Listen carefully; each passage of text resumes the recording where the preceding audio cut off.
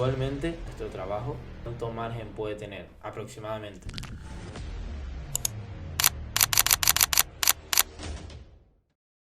¿Y vivía solo? No, me refiero, cogí mi empresa y la llevé a casa de mis padres. Es porque yo antes de comenzar Xnet ya me había arruinado. Sí o sí, una sociedad necesita tener un autónomo. Y un autónomo societario es el responsable de esa sociedad, por decirlo de alguna manera, ¿vale? Es el autónomo societario. Entonces la tarifa de autónomo societario es muy superior a la tarifa del autónomo con actividad comercial. Ya no pagas por el producto en sí, pasamos de un licenciamiento a un servicio. El mercado sudamericano empezamos que no nos iba siendo rentable y lo llevamos a España. En el salto de 12.000 euros de facturación Iba a preguntar. a los 300.000 euros, realmente el producto era, me imagino que algo mejorado, pero era más o menos lo mismo y lo único que cambió fue la parte de comercialización. No he tenido que hacer infeliz a nadie en este proceso para intentar ser feliz yo. No sé si esto se puede decir. Muy buenas a todos, estamos en un nuevo episodio del podcast desde mi experiencia y hoy tenemos a una persona muy interesante y nuestro primer invitado del sector de la informática. Esa persona es José Manuel. Ha tenido una carrera emprendedora desde muy joven, nos recuerda un poco a nosotros mismos que mientras estudiamos pues desarrollamos nuestros proyectos. Él estudió su carrera de informática en 2002 y mientras estudiaba la carrera pues hacía trabajos para algunas empresas o algunos autónomos, como desarrollo web y creación de páginas. Ahora nos va a contar todo su recorrido, cómo ha creado empresas, cómo ha, muy importante, fracasado durante muchos años, o bueno, más que fracaso, cometido errores que lo han llevado a crear Xnet, una startup que él a lo mejor no la considera ya tanto startup, pero ahora nos lo contará, que ha recibido numerosos premios del Banco Santander y demás instituciones. Así que bueno, les dejamos con él. Hola, ¿qué tal chicos? ¿Cómo están? Todo bien, muchas gracias, José. Siempre empezamos con una pregunta y es ¿quién eres y por qué eres quien eres? ¿Quién soy? Esa pregunta no me la suelen hacer. He hecho un par de podcasts hace poco, pero esa pregunta curiosamente no me la habían hecho, ¿no? ¿Quién soy? Soy un viejo emprendedor. No soy tan viejo, pero sí, yo empecé mi carrera de emprendimiento hace, bueno, como comentaste, sobre el 2002, que fue cuando me di de alta de autónomo. Y yo me di de alta porque quería ganar algo de dinero. No quería un trabajo que estaba estudiando en la universidad, no quería un trabajo que me quitara el tiempo de seguir con mis estudios y digo, bueno, pues puedo vender alguna cosita. A mí se me daba bien la informática en aquella época. Yo ya de pequeño me ponía a jugar con los ordenadores, los iba ensamblando y demás, me gustaba mucho. Y a partir de ahí un poco cogí y digo, bueno, pues me voy a dar de alta autónomo, se me dan bien hacer las páginas web y voy a empezar yo solo a hacer un poquito de páginas web y le contrato a alguna empresa y demás. Y así un poquito empecé poco a poco, ¿no? Entonces, ¿quién soy? Soy alguien que empezó hace un montón de años, 24, 20, no sé, 20 y pico años en el mundo de la informática y que, como bien dijiste al principio, pues he pasado por muchas fases, ¿no? Desde conseguir algo de dinero para comprar mi ordenador, mejorarlo, hasta día de hoy que bueno que ya constituimos Xnet hace un par de años, que ya facturamos varios millones de euros, ¿no? Eso ha sido un poco de historia pequeña. ¿Y por qué crees que eres quien eres? Que esa es la segunda parte de la pregunta. ¿Por qué creo que soy quien soy? Pues porque he trabajado mucho, eso sin duda. Justo estaba viendo antes de llegar aquí, estaba viendo algunas cosas por internet y escuché una frase de Cervantes. Era algo así como, a ver si la recuerdo porque la venía escuchando en el coche, no era un podcast, era alguien que hablaba en Instagram, ¿no? Como que no estaba experimentado las cosas del mundo, ¿no? Y el hecho de no tener experiencia a veces te genera un montón de inseguridad y demás, ¿no? Y que el tiempo es el que te va a dar un poco la salida a todas esas amargas dificultades, ¿no? Decía algo así esa frase, ¿no? Entonces yo creo que hoy estoy aquí, pero porque he trabajado mucho durante mucho tiempo, me he implicado mucho, he cometido muchísimos errores, unos por el camino, he aprendido de ellos y un poco me he consolidado un poco en el mercado gracias al trabajo y al esfuerzo, ¿no? Principalmente. Ahora me surge una pregunta y es ¿cómo transicionaste, cómo fue la transición entre el 2002 cuando te diste de alta en autónomo hasta consolidar y crear XNet? Bueno, eso es una muy larga historia, ¿no? Largo proceso. Sí, porque es un largo proceso, ¿no? Yo, como te dije, yo empecé, antes de montar la sociedad, bueno, yo estaba haciendo algunas páginas web, pero de algunas cosas para mí, ¿no? Era un poco, me gustaba el mundo, me estuve autoformando, ¿no? Y a partir de ahí conocí a un chico en internet. A mí se me daba muy bien en esa época una cosa que se llamaba Macromedia Flash. Eso ya no ni existe. Eso era un poco como editar páginas web a través de animación. Y conocí a un amigo que sabía programar por internet. Nos conocimos en esa época cuando se trabajaba por modem, que ahora no, eso ahora no existe, ¿no? Hace muchos años que no. Y entonces en uno de los chats de IRC, en aquella época la comunicación se hacía a través de unos canales que se llamaban IRC o el Messenger que tenía Microsoft, había una cosa así, ¿no? Pues un día me dijo, él estaba trabajando en una empresa de páginas web y me dijo, oye, ¿tú sabes hacer páginas web en Flash? Y yo le dije, sí, es que estoy haciendo un montón de cosas. Es que tenemos un trabajo y entonces si nos puedes hacer un pequeño apaño que nosotros no sabemos. Ahí fue cuando me entusiasmé a un poco a desarrollar páginas web, ¿no? Y cada vez me iban pidiendo más cosas porque en esa época estaba de moda hacer páginas web en Flash. Y entonces empecé poquito a poco a hacerle cosas, hasta que en un momento dado el chico me dijo que la empresa le iba súper mal, que su socio le iba mal y que si yo quería coger la empresa por alguna manera. Y fue cuando me di de alta de autónomo. Entonces a partir de ahí, pues poquito a poco, pues mi ilusión era comprarme un coche. Cuando tenía, yo qué sé, 17 años, 18 años, no sé, 20 años, estaba empezando en la universidad. Y oye, quiero un coche, no quiero estar trabajando todo el día en un bar o lo que sea mientras estoy estudiando porque me quitaría mucho tiempo. Y entonces quiero aprovechar y con esto, pues a lo mejor lo que gano en una página web voy ganando poco a poco y puedo sacar algo de dinero, ¿no? ¿Eso qué año fue cuando te diste alta como autónomo? En el 2002. Vale, o 2000. sea, que tú ya estabas estudiando la carrera y, claro, vale, tú empezaste a hacer esos trabajos de desarrollo web, ¿no? Pero realmente te diste alta como autónomo cuando cogiste esa empresa. Sí, era más, bueno, una empresa, era un autónomo que estaba trabajando con este chico, ¿no? Eran dos autónomos que estaban trabajando y le pusieron un nombre comercial como si fuera una empresa, una sociedad me refiero, que no era una sociedad, era un autónomo con un nombre comercial.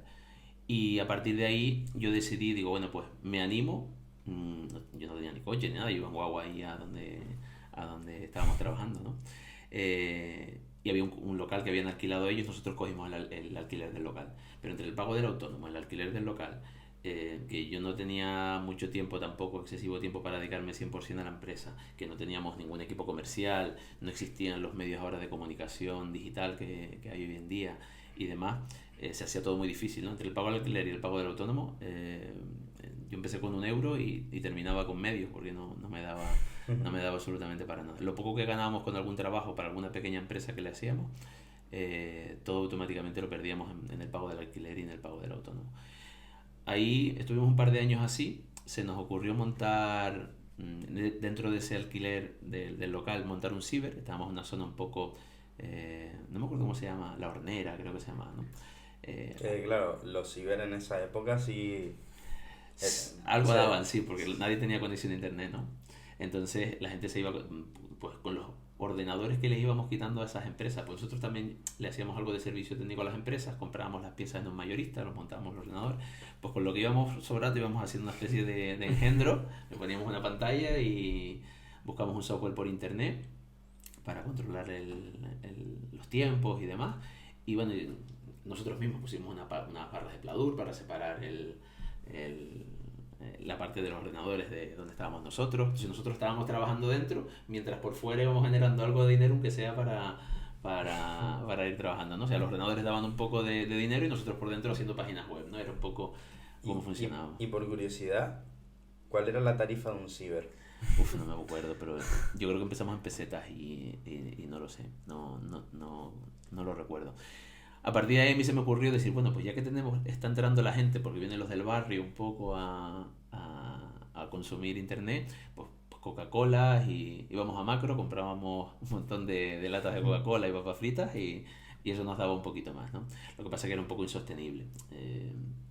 Había veces que no nos salía un trabajo o nosotros por intentar vender algo pues mal vendíamos nuestro trabajo, pues a lo mejor una página web, pues yo qué sé, 30.000 pesetas o 2.000, bueno, estaba en transición al euro en ese momento, ¿no? Creo que cuando empecé estaba entre la peseta y el euro justo en ese momento y a partir de ahí empezamos ya a cobrar en euros, pero vamos que estamos hablando de cantidades que no se sostienen ni para pagar lo mínimo, ¿no?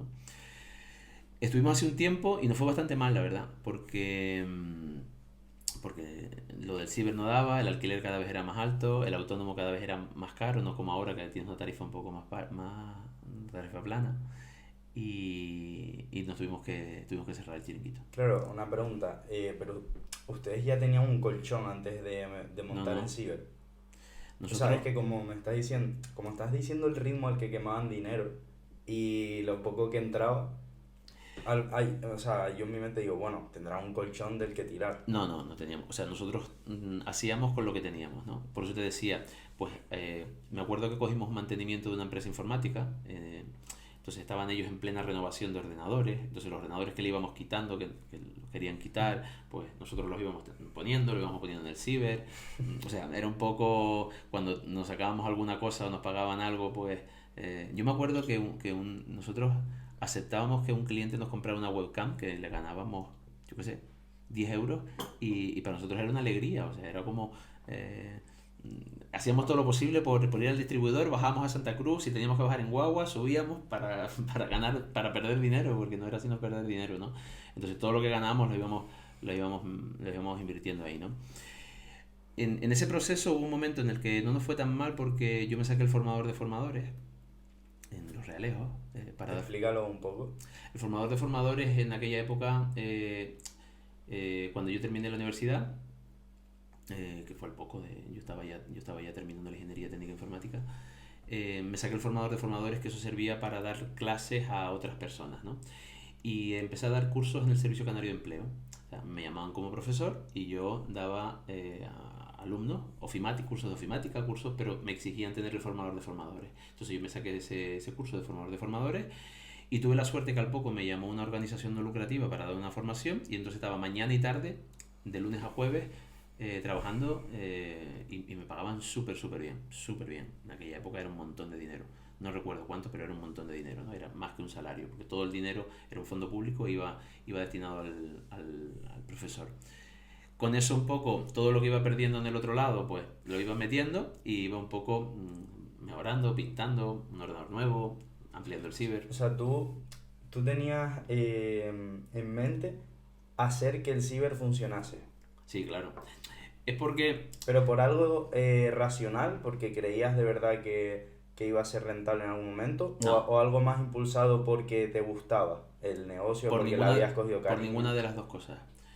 Era impulsivo, era que tú veías que gente entraba y el hecho de que la gente entraba a consumir algo ya te daba visión de negocio. No era ni porque yo evaluara la rentabilidad, ni porque yo dijera que creía en un ciber, era como un instinto evolutivo, ¿no? O sea, lo hacías por inercia ya. Sí, oye, hay que poner el ordenador porque la gente sigue viniendo. O sea, a veces vienen, no calculabas nada, no calculabas costes, no hacías escandallos, no hacías absolutamente nada. Tengo un ordenador, tengo dos, hay dos personas. Y hay siempre uno que viene, está lleno, me voy. Pues deberíamos tener otro, venga. Pues compramos, no calculábamos nada, solo teníamos dinero, poníamos, intentábamos hacerlo crecer lo más posible, sin cálculos y sin nada, ¿no? Lo que sí optimizábamos un poco el tiempo, mientras el ciber estaba abierto, nosotros trabajamos por detrás para que fuera un ingreso de las dos partes, ¿no? Mientras no teníamos trabajo dentro del desarrollo web. Porque ustedes detrás, exactamente qué trabajos hacían. ¿Hacían los desarrollos web? Sí, las páginas web, sí, básicamente eran las páginas web.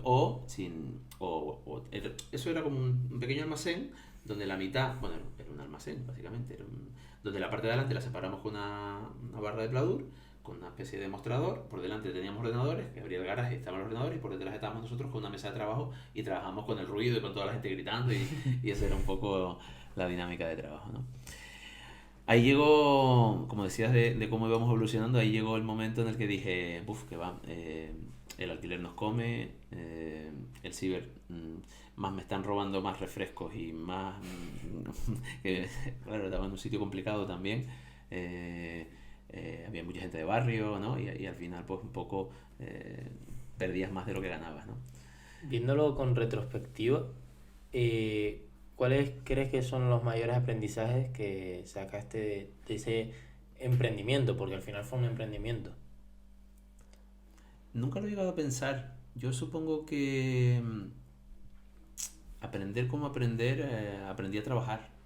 O sea, ahí A aprendí. echarle horas. Sí, aprendí a echarle horas, ¿no? Las páginas web es algo que me gustaba, hacer páginas web, ¿no? Yo no, hace tanto tiempo que no me pongo a teclear algo así, pero sí, aprendí a sufrir, ¿no? Ahí aprendí a sufrir, aprendí lo que era el trabajo. Cuando me salía un trabajo, pues estaba súper mal pagado porque me mal vendía y le echaba horas, y tenía que hacer madrugada como la que vas a hacer para editar el vídeo hoy, pues, pues yo hacía igual, ¿no? Que todos lo sepan, que este podcast que están viendo los que lo vean el día de publicación día lunes, esto se está grabando ayer, domingo. Así que nada, hoy hasta las 3 4 yo creo que nos quedaremos, que es una buena hora. ¿Ves? Estás aprendiendo de lo que yo, como yo aprendía, ¿no? Pero Igual, pero con ganas, ¿eh? sí, sí, con ganas, pero como debe ser, ¿no? Es así como se aprende, o como yo creo que se aprende, ¿no? Yo al final un cliente me decía, el lunes tiene que estar hecho, yo lo hacía, o sea, Mira, me recuerdas mucho a ahora mismo la figura del informático, que bueno, si está viendo este vídeo, que seguro que sí, porque al final es de esta temática. Un saludo, Alfon, que me recuerdas mucho. Yo no sé si porque todos son iguales en cuanto a mentalidad, ujú.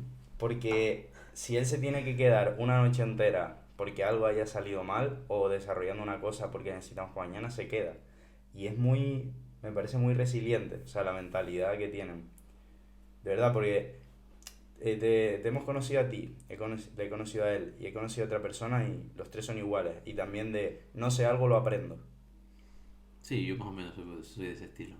Me, Hombre, me, me parece muy top, o sea, de verdad. he cambiado mucho, pero sí, yo era así. Yo creo que te lo dije, yo quería ser militar.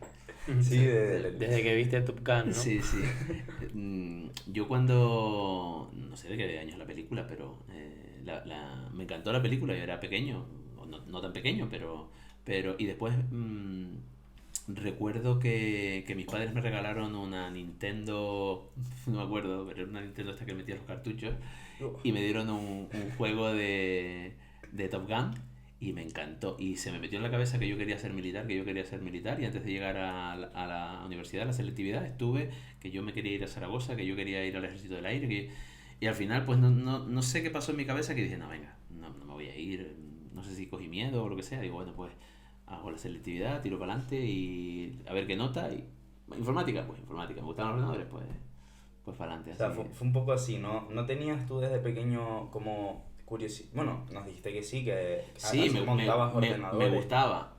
No era como de lo que yo quería vivir, me gustaba y ya está. Yo qué sé, me gustaba. Sí, sí, sí. Y que, claro, yo lo estaba pensando ahora mientras estabas hablando y tú viviste todo el desarrollo y lo sigues viendo junto a nosotros ahora de la informática y de las Sí, tecnologías. Eso me parece... ¿Cómo, Piensa que cómo recuerdas todas esas cosas? cuando yo estaba en el colegio, que después pasabas al instituto, en el colegio no habían casi ordenadores, o sea, era imposible. Los ordenadores donde yo empecé en informática era un Spectrum, eso era... Y en esa época, ¿los primeros ordenadores eran muy caros o no? Sí, sí, muy caro, muy caro. Mi primer ordenador, y fue mi afición a la informática, y podría ser que eso es lo que me marcó la informática, lo que me hizo que me gustara. Tuve un accidente a los 13 años, 14, en una fiesta de pueblo que me recogió alguien yo estaba yendo a la fiesta de pueblo, y me recogió por la calle, que te conocen, te llevo a casa. Y cuando me llegaba, estaba yo en los cochitos locos y estas cosas, ¿no? Cuando me recogieron, pues iba a dirección a casa y ahí tuvimos un accidente. Fue un accidente así complicado, y tuve triple fractura de mandíbula, bueno, me operaron varias veces y demás, ¿no? Joder. Pues en ese periodo, que perdí un curso escolar, lo perdí entero, me dieron una indemnización de, creo que, No te sabría decir ahora el cambio, pero eran como unos, no sé, 500.000 pesetas, que eso serían 3.000 euros, ¿no? Algo así, ¿no? ¿Y qué hice yo con mis 3.000 euros? Pues lo primero que hice, me fui a un amigo que sabía que había montado una tienda informática, que todos ordenadores, y en aquella época que empezó el Windows, no me acuerdo qué Windows era, pero era de los primeros, y me compré un ordenador con una grabadora de DVD, que eso, vamos, en aquella época no existían prácticamente... De hecho, ahí podías hacer negocio, ¿eh? Sí, ahí lo hice. Yo me iba al rastro, grababa mis DVD, mi música, mi cosa. Es la policía que no lo vea. Como si no fuese algo normal ahora mismo, ¿sabes? Entonces yo me iba al rastro, cogía, como tenía nadie tenía grabadoras de DVD, nadie, absolutamente nadie. Sí, y menos una grabadora, creo que una grabadora 12 por, porque la gente tenía grabadoras, pero era 1 por, es que yo en grabar un DVD te metía un día. Era una cosa, pues yo lo grababa a lo mejor en 2 horas, o grababa un DVD. Era la verdadera inteligencia artificial del momento. Exactamente. Piensa que un DVD eran, bueno, grababa CD, no DVD, CD, y los CDs creo que tenían 600 megas. Ahora ni lo recuerdo ya, fíjate cómo, pero creo que son 600 megas, y 600 megas se tardaban, en una grabadora de 1 por tardaba 10 horas, o sea, era una barbaridad. Y ahí me iba yo mi rastro, cogía, me sacaba ahí empecé mi vena emprendedora fuera de la parte legal, ¿no? Era un niño básicamente. Ahí es donde conseguí, donde yo creo que me inspiré, ¿no? Y ahí es donde compré mi primer ordenador y me empezó a gustar eso. Y decidí, bueno, pues no voy a ser militar, pues ser informático. Antes nos quedamos en la transición, en el momento en el que te diste cuenta que era insostenible, que con el coste del alquiler era mayor a los ingresos. ¿Y qué hice? ¿Qué hiciste a partir de ahí? Sí. Me fui a casa de mis padres. Cogí todo lo que tenía, lo Porque vendí de segunda mano. ahí vivía solo. No, me refiero, cogí mi empresa y la llevé a casa de mis padres. Ahorrar Yo el vivía alquiler. con mis padres. La mítica, la de en el garaje. Bueno, después les paso unas fotos de donde comenzó Xnet, porque yo antes de comenzar Xnet ya me había arruinado. Y entonces yo pasé de ese alquiler de garaje con ciber a vuelvo a casa de mis padres, ¿no? Vuelvo a coger otro alquiler, vuelvo a casa de mis padres y ahí es donde empecé el proceso de aceleración, ¿no? Ese ha sido un poco el flujo. El cambio que te comento, yo voy a casa de mis padres otra vez a quitarme el precio del alquiler, básicamente. Entonces quitamos el ciber, todo eso, porque al final nos estaban robando todo el día los refrescos, esto había una locura. Pero Sí, no podías poner una persona ahí. Que va, si no, éramos solo yo y mi compañero Manuel, Claro, ahí. entiendo. Sí. Era imposible. Entonces decidimos coger, sé que terminamos un proyectito con Alerts y RAM en esa época, que era lo de los coches, se llamaban así antes, Mercedes, le hicimos una página web Mercedes y tal. Ahora yo mirando lo que le vendimos en su día, lo mal vendimos seguro. Pues con ese dinero vendimos todo lo que teníamos allí, en segunda mano, a la gente de la zona y demás, y nos compramos 2 ordenadores ya medio chulos, ¿no? Y nos fuimos a casa de mis padres, 2 ordenadores, él por un lado y yo por otro, y ya yo había sacado el carnet de conducir, tenía la furgoneta de mi padre, con la que iba a hacer los mantenimientos, y empezamos a trabajar así. Y ahí seguían desarrollando webs. Sí. Ahí lo que nos dimos cuenta... ¿Cuántos años se dedicaron al desarrollo web? ¿O cuántos llevaban ya? ¿Llegado a ese punto? No te sabría decir. El caso es que yo ahí me di cuenta de que una empresa, yo ya estaba autónomo, sin un modelo comercial no tenía sentido. O sea, si nos pasábamos él y yo todo el día haciendo una página web, cuando la terminábamos ya no teníamos nada que hacer porque no habíamos invertido tiempo en vender. Y como te digo, en esa época era más difícil vender por internet, ¿no? Si lo hubiera sabido, yo también hubiera montado un Amazon. Pero no teníamos ese concepto, ¿no? Las web eran más estáticas, no eran dinámicas como ahora. Era otro concepto. Y no, teníamos que salir a vender. Entonces, como teníamos que salir a vender, pues yo un poco salía de comercial, iba buscando alguna empresa, amigo de amigo. Siempre entrábamos con el ordenador, que era más sencillo. La gente estaba cambiando mucho ordenador. En aquella época la gente cambiaba el ordenador cada poco tiempo porque los Windows salían cada 2 por 3 las versiones, era todo como muy rápido, ¿no? desde que llegó Internet y se quitó el modem y llegó un poco más el ADSL, todo fue disparado. O sea, desde que llegó el ADSL, los ordenadores se vendían, vamos, como churros, ¿no? Entonces todo el mundo quería cambiar ordenadores, entonces le entrábamos a las empresas por ahí, una vez le entrábamos y le vendíamos un ordenador, le intentábamos vender el mantenimiento, después del mantenimiento pues íbamos aprendiendo, porque yo no soy técnico informático, o sea, yo estudié ingeniería y me dedicaba más a la parte de desarrollo, pero bueno, cacharreaba, pues yo me No, hice claro profesional. y encima que si ya hoy en día tú estudias informática hoy y en 6 años la carrera, bueno, no sé en las universidades, pero digo que la informática en sí ha cambiado un montón. Sí, sí, nada Y, que ver. y la información y todo. Entonces, en esa época en la que sacaban Windows cada 2x3, los ordenadores mejoraban. Y claro, el hardware también era totalmente diferente. O sea, Completamente es diferente. totalmente autodidacta. Sí, tú ibas aprendiendo mientras iban saliendo las cosas. Ibas aprendiendo con el día a día. Bueno, tenías que aprender a la fuerza, ¿sabes? Sí, Y sí. encima no había medios tampoco, un poco ibas por ahí, ¿no? Te autoprofesionalizabas tú solo, ¿no? Era como iba la cosa. Ahí empecé a ganar algo, empezamos a ganar algo más de dinero y Además también tenías menos costes, sí, por ejemplo el alquiler. pero se me volví a ser un poco suicida y volví a alquilar otro sitio más cerca de casa de mis padres. Eh, pero alquilamos un local en La Esperanza, yo vivía en La Esperanza. Y ahí alquilé un pequeño local y empezamos 2 personas, ¿no? Me fueron saliendo proyectitos eh, y empecé a trabajar un poco con la administración pública. Error. Error porque vi mucho dinero que no era rentable, ¿no? Era como un suicidio que no ves.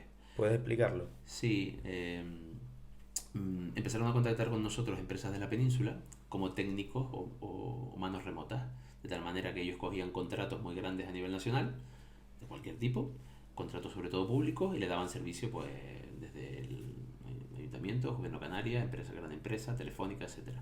Entonces cuando ellos necesitaban, casi todo se podía hacer ya en ese momento en remoto, pero cuando necesitaban unas manos, pues tenían un montón de gente por toda España, autónomos independientes, que le pagaban por asistencia, ¿no? Entonces empezaron a llamarme para hacer esos servicios, eran súper poco rentables, pero bueno, te daba algo de cash y tú lo cogías todo, ¿no? Era cada vez cosa que entraba, cosa que cogías, te hacía falta el dinero para sobrevivir. Y lo que sí nos vino bien es que empezamos a coger contactos dentro de esa parte y llegó un momento una empresa, ya decidimos abandonar el autónomo, montar una sociedad porque el asesor me recomendó que era un poco mejor, porque por el pago de los impuestos, ya no eran los trimestres. ¿En qué año? 2010. En 2010. O sea, estuviste 8 años como autónomo.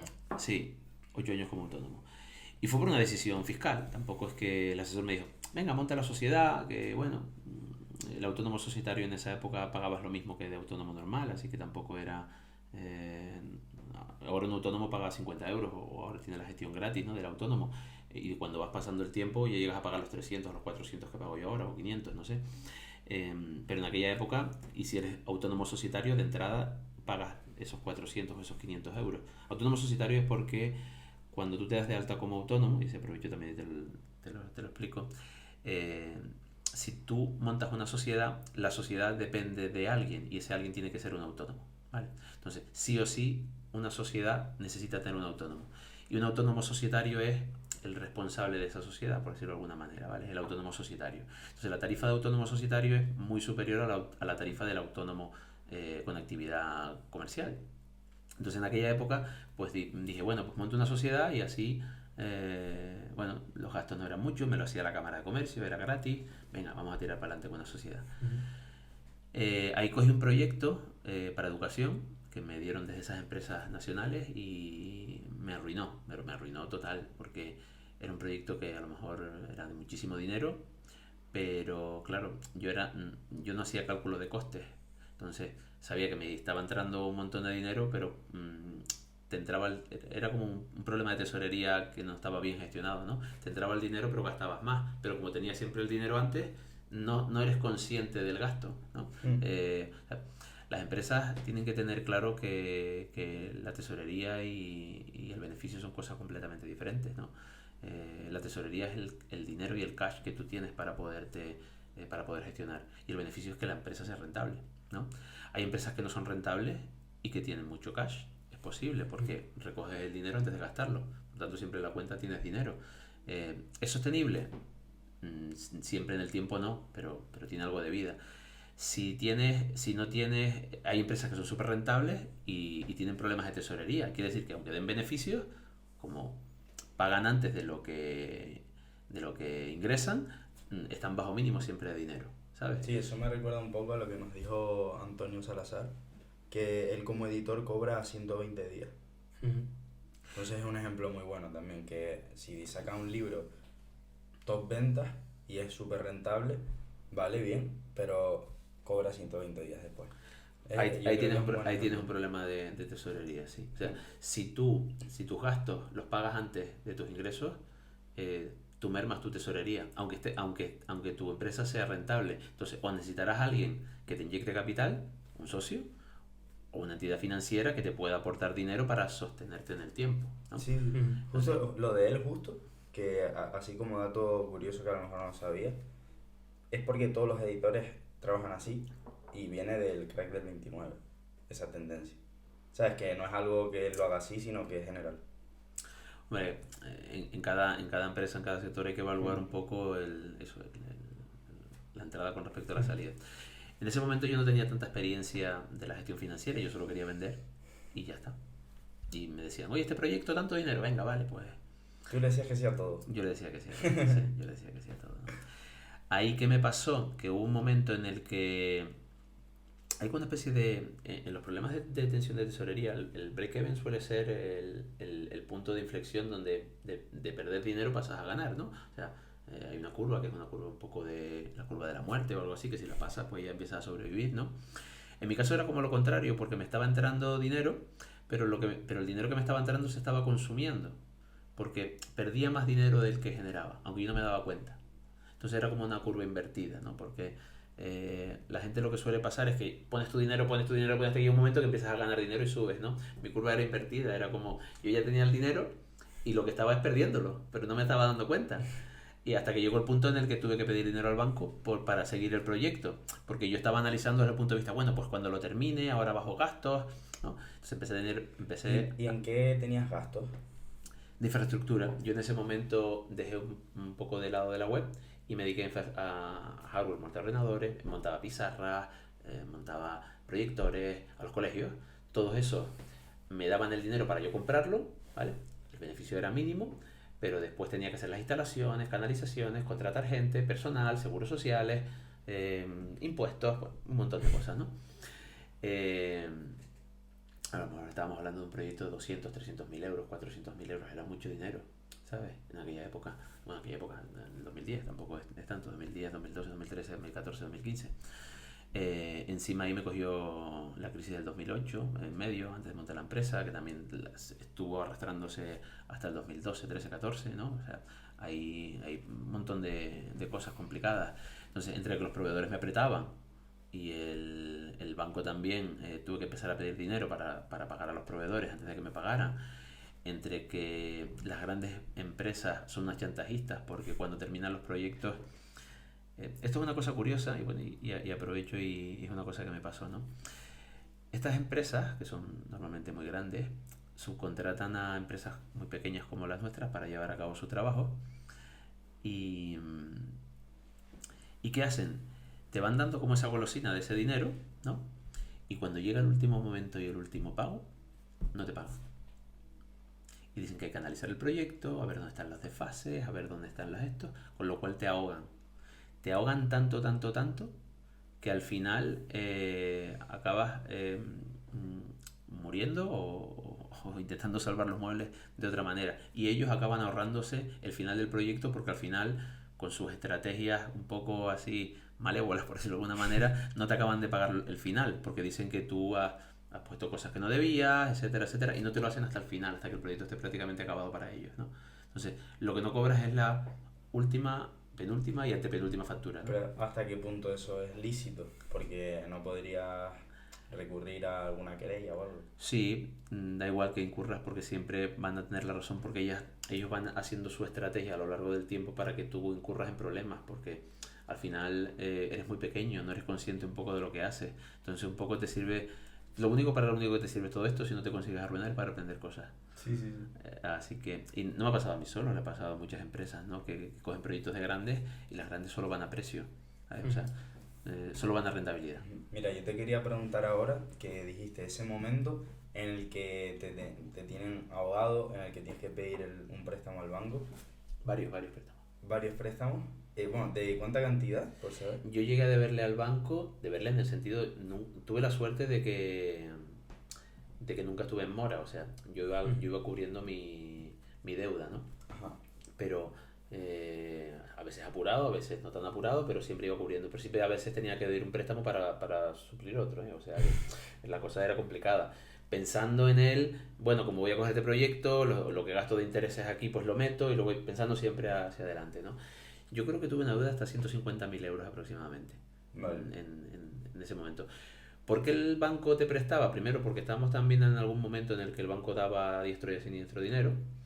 Y en otro momento también porque en esos proyectos que yo cogía, el movimiento de capital hace que el banco piense que estás generando un poco buen trabajo, o como los proyectos son largos, en un año generas beneficio y empiezas a perderlo todo en el siguiente. Entonces los resultados, el banco pues te apoyaba, ¿no? En ese sentido. Principalmente con pólizas. ¿Qué pasaba con las pólizas? Las pólizas es un dinero que te da el banco para que tú uses, ¿no? El problema es que cuando tú agotas la póliza, y el banco quiere recuperar su dinero porque tú no tienes, lo que te hace te lo transforma normalmente en un préstamo. Entonces, te transforma esa póliza que la lleva a cero en un préstamo, que con el préstamo que te concede, te lo concede sí o sí, porque es la única forma de recuperar el dinero ellos.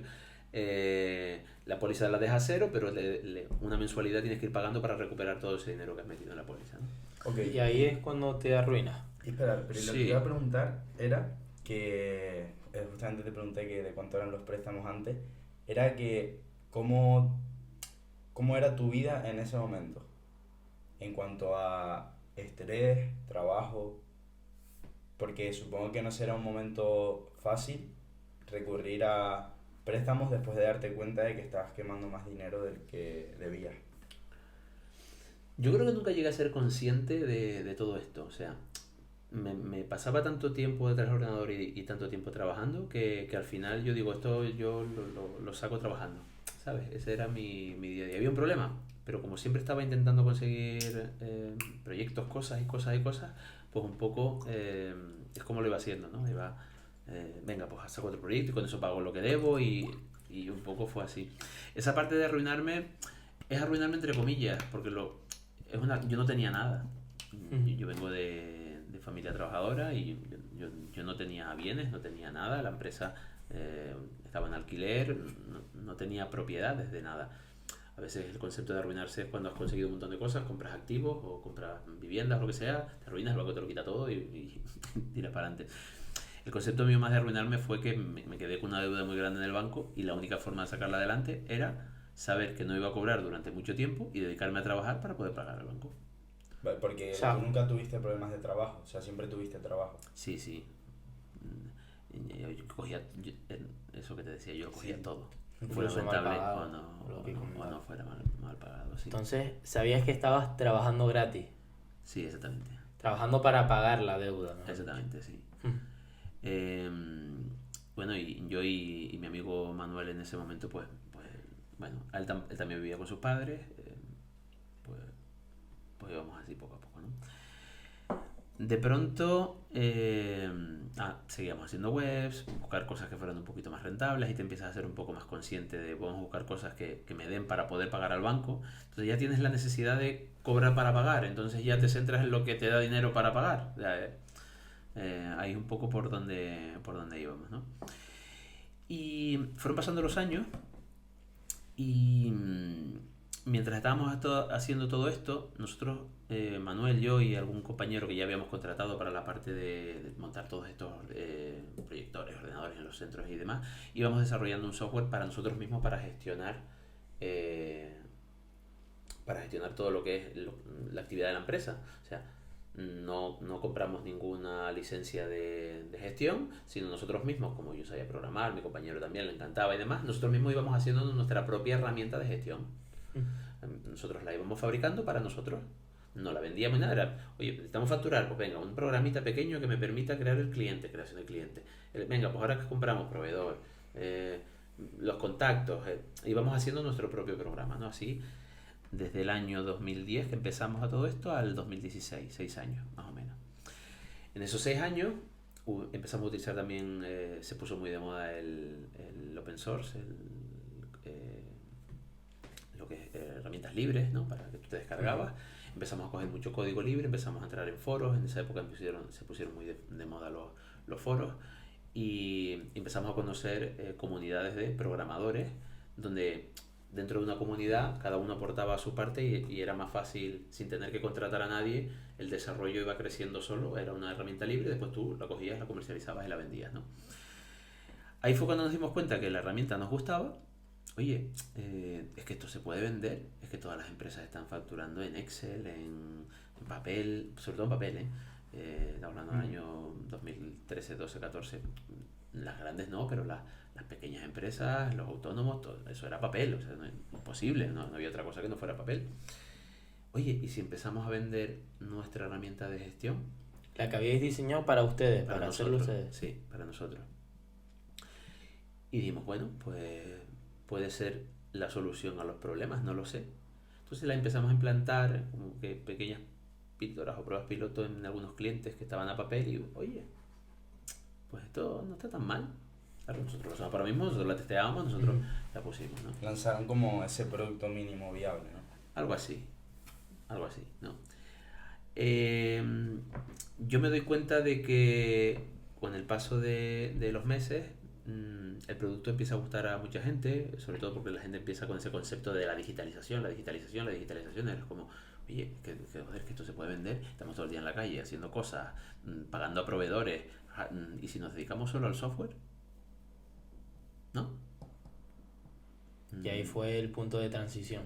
Exactamente, ahí decidimos, oye, vamos a abandonar todo esto que nos ha hecho perder todo nuestro trabajo durante, pues estamos hablando del año 2002 al año 2016, son muchos años, donde no hemos ganado nada, absolutamente nada, porque sí, bueno, para ir al cine y para el coche, pero bueno, tampoco es que sea un gran logro, ¿no? Muchos años de trabajo. Entonces hicimos un cambio y dijimos, venga, vamos a dedicarnos al software. Yo vengo del mundo de la programación, tú eres programador nato, mi compañero. Hemos conseguido gente de prácticas en este periodo donde le gustaba la programación. Hemos hecho un desarrollo que no está tan mal y estamos en una comunidad abierta, libre, donde hay programadores que son muy buenos, ¿sabes? Que trabajan algunos con el padre en el taller o lo que sea, pero son programadores, ¿no? Pues venga, vamos a dedicarnos al software. Y se abrió una convocatoria abandonamos esa empresa que teníamos desde el punto de vista de que, oye, hay que dejar morir esta empresa, la marca no sirve, nosotros ya no nos dedicamos al hardware, no nos dedicamos a técnicos, no somos software.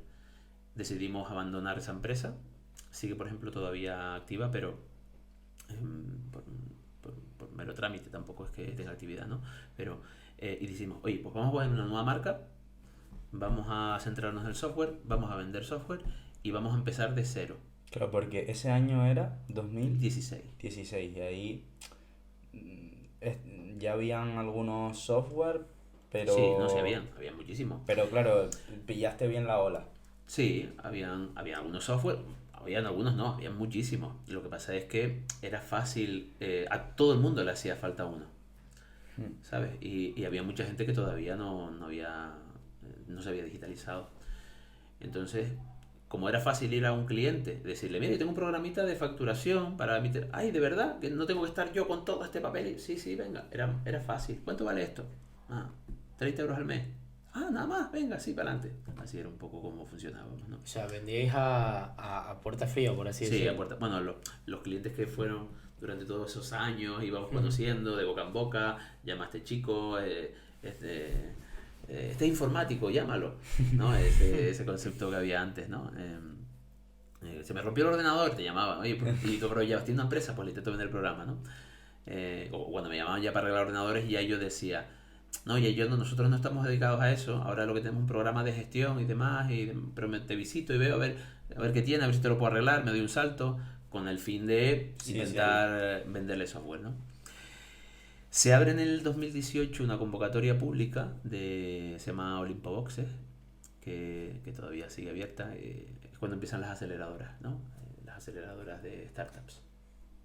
Y ahí empezó el concepto un poco de startup, 2016, 17, 18, ¿no? Y se abre esa convocatoria pública donde digo, oye, pues me voy a escribir porque era gratuito, las daba la Cámara de Comercio, te mentorizaban durante un proceso de 3 4 5 6 meses y, y bueno, pues voy a entrar. Yo antes de eso lo que decidí hacer, y ese fue realmente el cambio importante del software, eh, fue liberarlo, abrirlo a una comunidad. Entonces el software se empezó un poco a conocer en el mercado sudamericano. Entonces la gente empezaba a descargar el software. Y una pregunta, cuando dices abrirlo a una comunidad, y toda esa comunidad que estabas hablando antes, es una comunidad digital, entiendo. Sí, es una comunidad digital. Como un foro. Sí, una comunidad de software pues es un grupo de programadores donde suben su código y van mejorando cada vez más el código y se aprovechan todos del mismo código para usarlo para usarlo en su beneficio. Pero claro, yo aporto A, tú aportas B, tú aportas C, el producto es ABC. Entonces cuando llegue alguien que le diga, es que a mí me falta D, y lo hace, lo desarrolla y lo monta, coge ABC y le mete D, y ese D lo tengo yo también, y lo tenemos todos, y yo ya puedo coger mi producto, y tú que no sabes de informática te puedo vender ese producto a ti. O sea, pero entonces realmente todos los que estuviesen en esa comunidad Podían vender el mismo producto. Sí, sin problema. Con distinto nombre. Sí, si querían sí, o utilizando el mismo o gestionándolo. Piensa que la liberación del código consistía principalmente en vender tu servicio, no en vender el producto. Entonces cuando ese concepto es el que se empezó a implantar en el mundo digital básicamente. De hecho hasta las grandes han liberado su producto, pero precisamente para eso, para no venderte el producto, sino venderte el servicio, ¿no? Ahí empezó el concepto del SaaS, del Software as a Service. Pagas por el uso que le das a las cosas, ¿no? Entonces ya no pagas por el producto en sí, Claro. pasamos de un licenciamiento a un servicio. Entonces, cuando tú abres el código de una comunidad y lo abres abierto, lo que vas a conseguir es que un montón de gente te conozca, básicamente. Y ahí ya tenías el nombre comercial de XNet. Sí, en el 2016 montamos XNet y ahí existía XNet, ¿no? Nosotros empezamos a liberar un CRM. Teníamos un CRM que en aquella época ya no eran tan conocidos los CRM a nivel empresa, y lo liberamos. Ese fue el que se llamaba HERP, J-E-R-P. Y ahí se empezó a liberar el software y empezó a conocerse. Hubo un montón de gente en Sudamérica que se lo descargaba gratis, lo usaba, y a veces algún cliente te llamaba y te decía, es que necesito que esto le hagas un cambio. Le decía, no hay problema, vale tanto, lo desarrollamos y lo liberábamos también para que todo el mundo lo tuviera, y así. Así vas conociendo a programadores, porque en esa comunidad la gente que utilizaba tu herramienta se registraba, y entonces cuando tú necesitabas que un cliente te pedía algo y tú no podías hacerlo porque estabas trabajando, llamabas al otro desarrollador, oye, tengo un proyecto que me ha pedido este cliente, ¿lo puedes desarrollar tú? Sí, ¿cuánto es? 1.000 euros al otro cliente, 1.200. Pues ese desarrollador desarrollaba para la propia comunidad, tú le pagabas, el cliente final obtenía el dinero y tú tenías el beneficio. Y encima te beneficiabas de que tenías a alguien que estaba mejorando cada vez más tu producto. Entonces, como era libre, esto es un concepto muy divertido, porque en el fondo no me hacía falta contratar programadores para que el programa cada vez fuera más grande. ¿Por qué? Porque tú pones un pequeño programa, la gente se nutre de ese programa, ellos empiezan a desarrollar, el producto empieza a ser cada vez más grande, y al final tienes un super programa, o bueno, un programa suficientemente grande, y sin haber pagado a nadie. ¿Vale? En ese momento que empezamos a ver que se expande el programa en Sudamérica y no estábamos obteniendo rentabilidad de ahí, sino la gente se lo descargaba, pero no cobramos nada por ello, digo, tenemos que hacer algo para monetizar. Es que, joder, estamos siendo tontos, porque si la gente lo descarga tanto, tenemos que usar algo. Y entonces se abrió esa parte de Olimpo Boxes, que yo dije, bueno, pues voy a entrar en Olimpo para que me mentoricen, para ver cómo puede funcionar, cómo puede crear una startup, cómo podemos evolucionar y transformarnos en una startup. 2016, 2018, éramos 2 años, éramos una startup, 2 personas. Y te quiero hacer una pregunta ahora antes de que cuentes cómo fue todo de lo del Olimpo y cómo fue después de ese evento.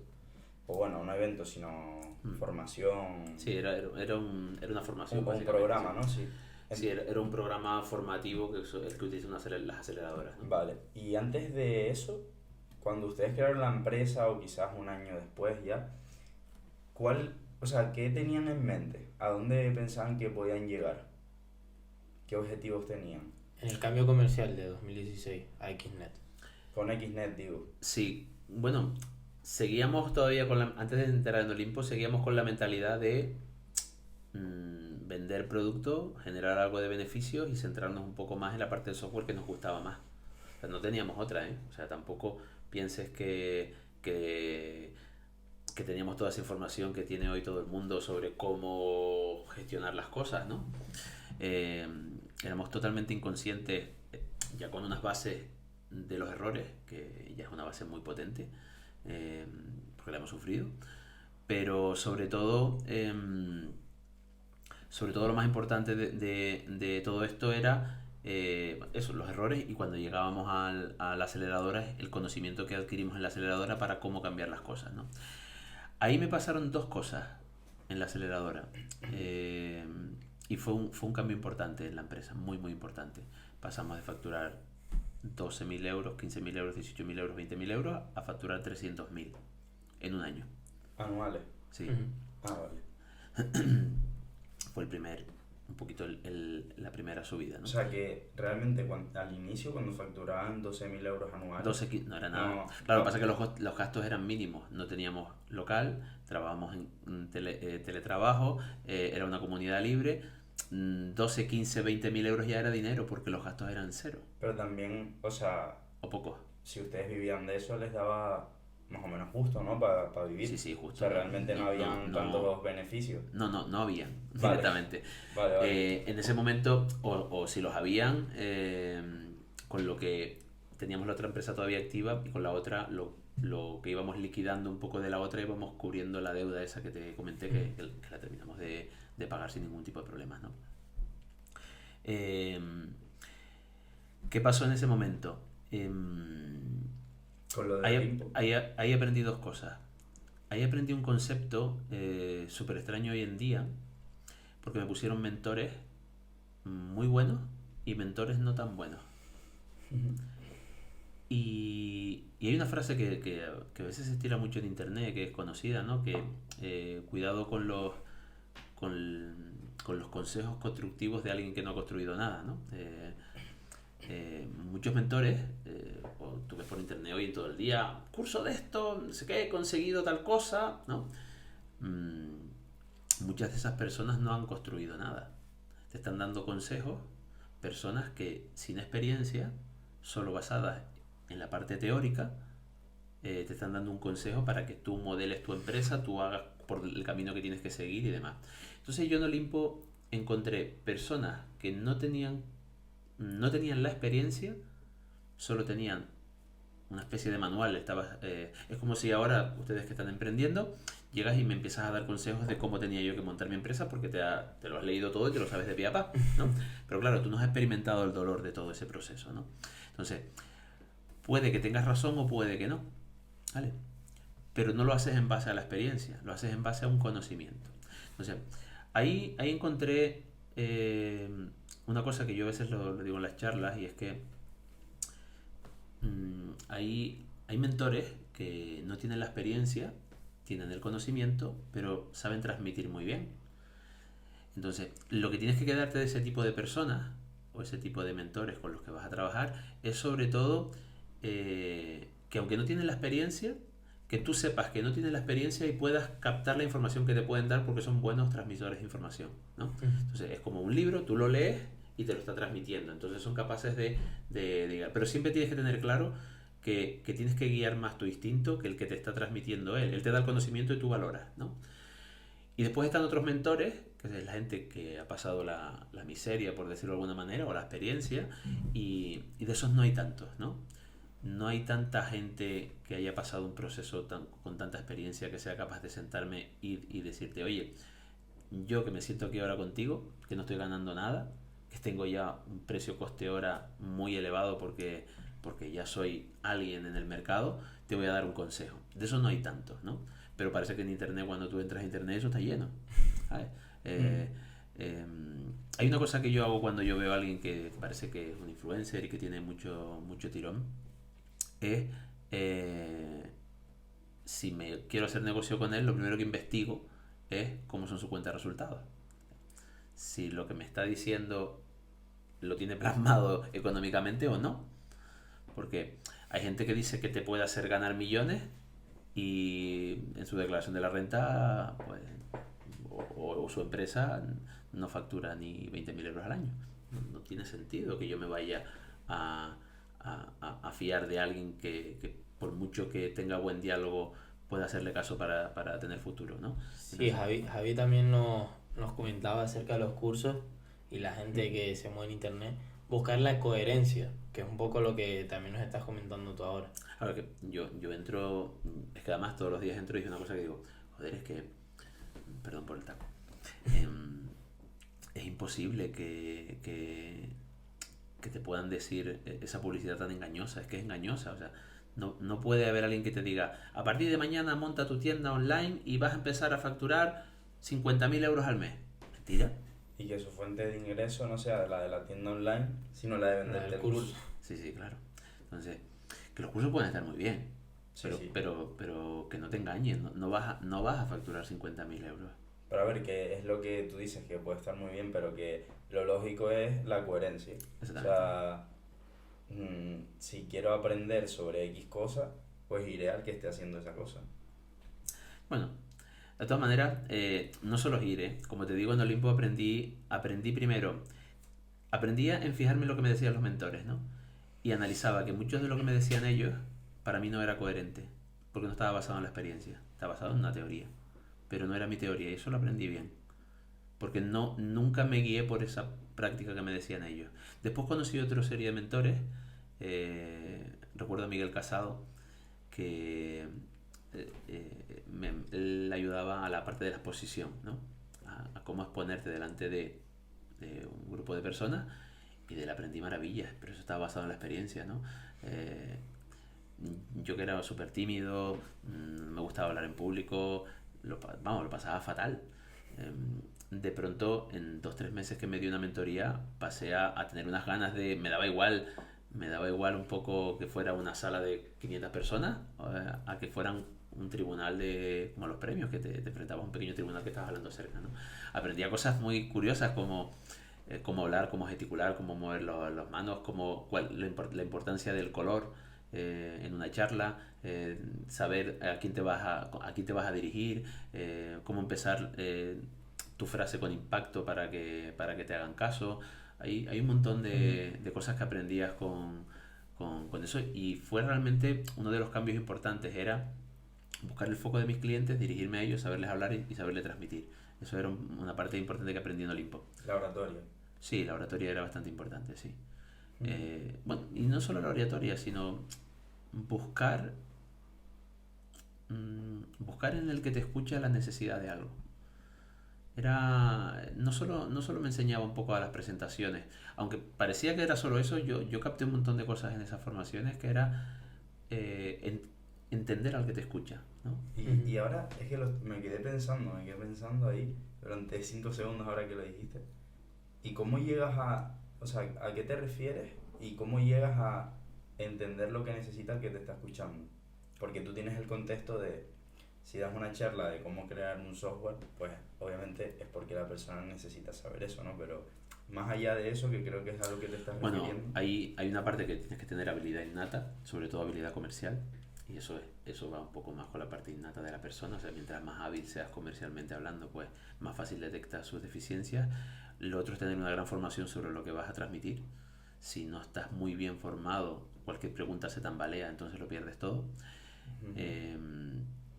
Y bueno, y esas son las dos bases cuando tú te enfrentas a algo: el conocimiento y el conocimiento de la necesidad.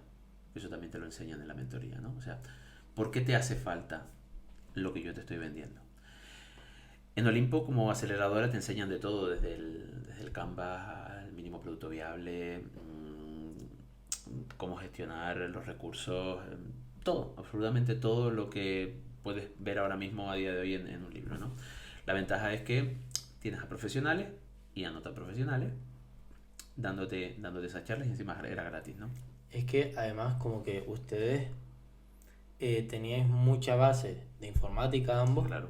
pero luego en el mundo de la empresa fue todo en base a experiencia hasta ese momento, ¿no? Exactamente. Yo no vengo de ADE, yo no vengo de una carrera de empresa, lo mío es todo piedras y la misma piedra 6 veces, o sea, no teníamos concepto.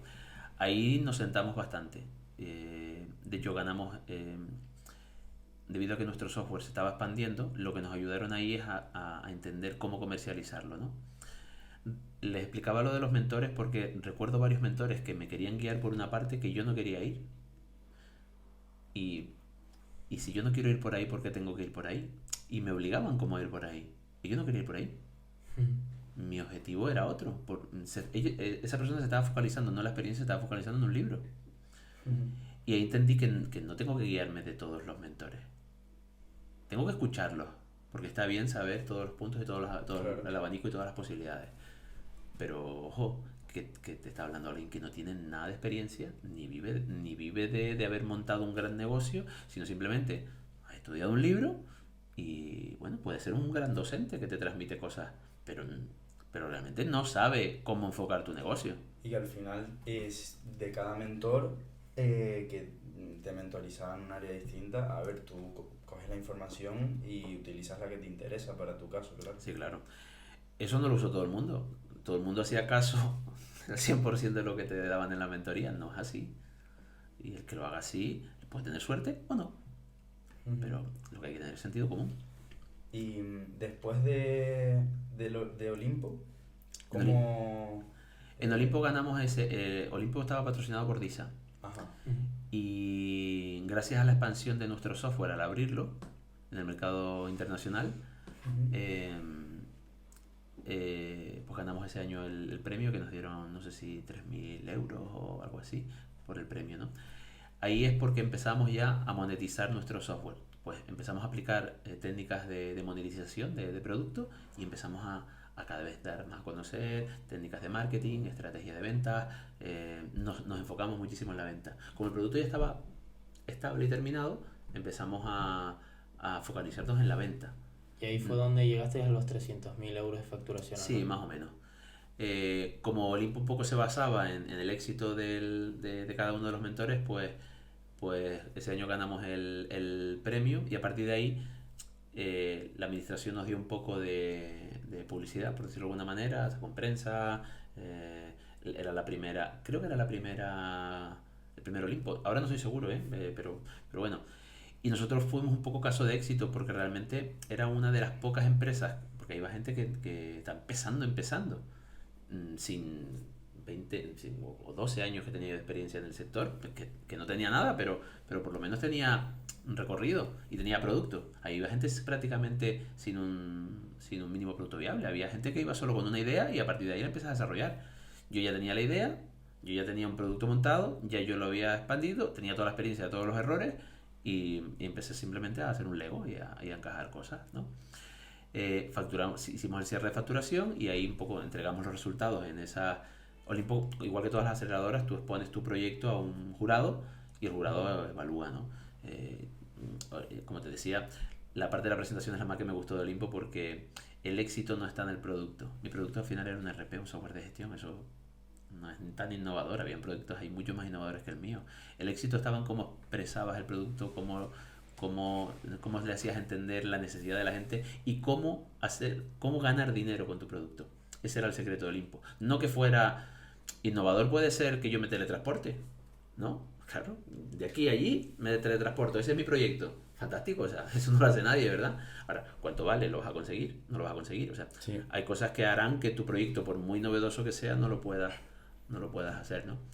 El nuestro era un proyecto que no tenía tanta novedad, le pusimos nuestra parte un poco novedosa con cosas que implementamos, pero lo supimos explicar bien, ¿no? Por eso aproveché yo mucho Olimpo, ¿no? Y ahí, después de ahí, empezaron a llamarnos para otros premios, porque les gustó nuestro proyecto. El segundo premio fue Caixa, sí, Emprendedor 21. ¿Año? 2000, fue todo 2018-2019. Después, si quieres, cuando te mande un poco, miramos la... No lo recuerdo, fueron muchos premios seguidos uno tras otro. Como te decía, algunos nos apuntábamos nosotros porque nos interesaba participar. Hacíamos una evaluación ante un jurado y ganaba el que entraba. Y otros, pues, como puede ser el de AGE, que fue mejor empresario de la provincia, o esos fueron todos inesperados, ¿no? O Atlántico Hoy, que nos dieron un premio social, o no sé, el de Santander, por ejemplo. Aunque Santander tenías que presentarte, a nosotros nos presentó directamente la oficina. O sea, la oficina nos escribió, ¿no? No sé si esto se puede decir, pero nos escribió la oficina y ganamos ese premio de mejor startup de tecnología y demás. Vale. Me gustaría hacer un paréntesis en cuanto a los premios y volver un segundo antes. En el salto de 12.000 euros de Eso facturación iba a preguntar también. a los 300.000 euros, realmente el producto era, me imagino que algo mejorado, pero era más o menos lo mismo y lo único que cambió fue la parte de comercialización. Sí, básicamente. O sea, O sea, el producto iba creciendo día a día porque en el fondo estaba código trabajando abierto. en una comunidad y ese producto crecía solo. O sea, no había prácticamente que estar trabajando excesivamente en él porque iba creciendo poco a poco solo. Y cada vez eran más usuarios, más usuarios, más usuarios. Entonces dijimos, oye, ¿y si hacemos un pequeño plugin que le hace falta a todo el mundo y lo hacemos de pago y vale 2 euros? Pues 2 euros por 1000 usuarios son 2000 euros mensuales. ¿Sabes? Es dinero, ¿sabes? Entonces, empezamos a monetizar el producto, básicamente, sobre todo como parte del servicio. Vale. Y quería preguntarte acerca de la parte de marketing y cómo conseguiste más ventas, que más empresas y que más gente usase el software después de Olimpo. Bueno, hicimos básicamente la parte de liberar el código en el mercado.